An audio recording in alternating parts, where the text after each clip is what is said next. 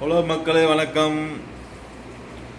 குழந்தைக்கு சத்து இல்லைன்ட்டு பூரா புறாடு வேலை பார்க்குறாங்க. சரிங்களா? நீங்கள் இனத்தை திண்டாலும் சரி.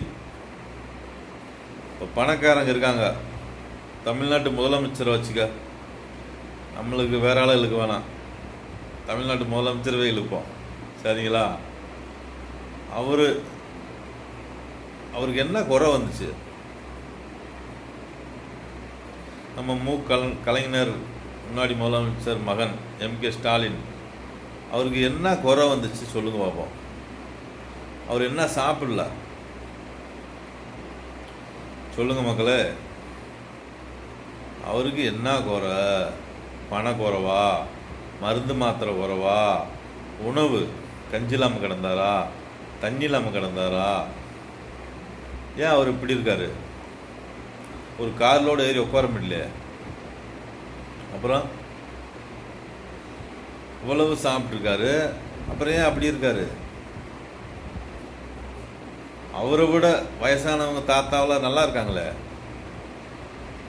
சரியாக சாப்பிடாம, சரியாக தூங்காமல், சரியாக குளிக்காமல், சரியாக ட்ரெஸ்ஸு பண்ணாமல், சட்டை துணிமணி போடாமல், இப்படிலாம் வாழ்ந்த தாத்தாலாம் இன்றைக்கி அவரை விட நல்லா இருக்காங்களே. அப்போ தமிழ்நாடு முதலமைச்சர் ஏன் அப்படி இருக்காரு?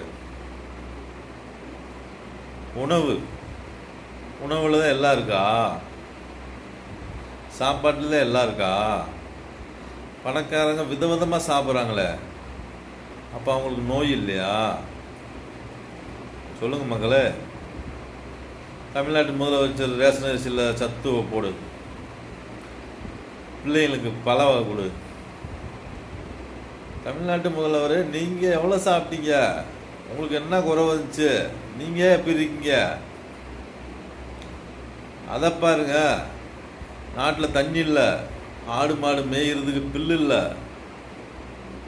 ஆடு மாடு மேய்ஞ்சி அந்த பாலை குடித்தாத்தான் பிள்ளைங்களுக்கு ஆரோக்கியம் வரும். தாய்ப்பாலும் சரியில்லை, கொடுக்க மாட்டாங்க, உடம்பு குறைஞ்சி போகும்ண்டு. அடுத்து ஆடு மாடு பாலும் சரியில்லை, அப்புறம் எதை மிஷினை வச்சு பீச்சுறீங்க, என்னென்னமோ செஞ்சு ஊசியை போட்டு பீச்சுறீங்க. அப்புறம் அந்த குழந்தை எத்தனை வயசுக்கு சார் சாப்பிடும்? ஒரு குழந்தை சோறு சாப்பிட்றதுக்கு எத்தனை வயசு ஆகும்? சரியான உணவே கிடையாது.